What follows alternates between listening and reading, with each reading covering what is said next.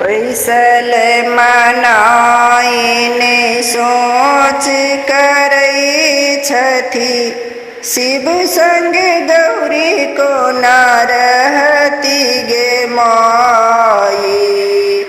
बैसल मनाईने सोच करई छथि, शिव संग गौरी को न रहती गे माई।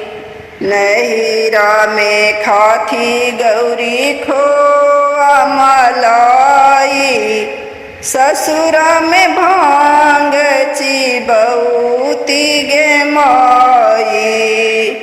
नहिरा में खाती गौरी खोआ मलाई, ससुरा में भांग चिबौती गे माई। नहिरा में लगबथि गौरी तेल फुलेल, ससुरा में भस्म लेपति गे माई। नहिरा में लगबथि गौरी तेल फुलेल, ससुरा में भस्म लेपति गे माई। नहिरा में पहिरथि गौरी कुसुम रंग सारिया, नहिरा में पहिरथि गौरी कुसुम रंग सारिया। ससुरा में बाघ छल पहिरथि गे माई। ससुरा में बाघ छल पहिरथि गे माई। नहिरा में सूतथि लाल रे पलंगिया, नहिरा में सूतथि लाली रे पलंगिया।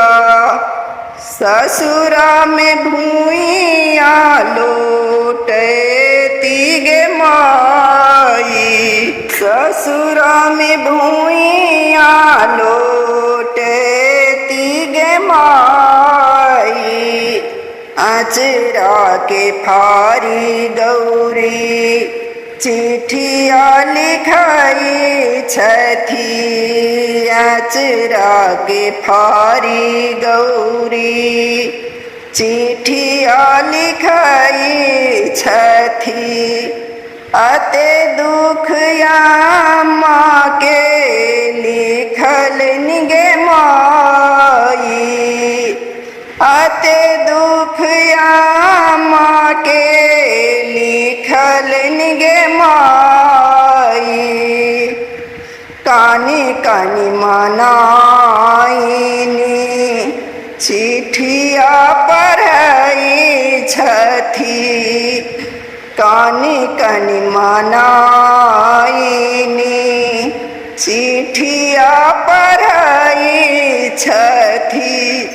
अते दुख गौरी मोर को ना सहती गे माई।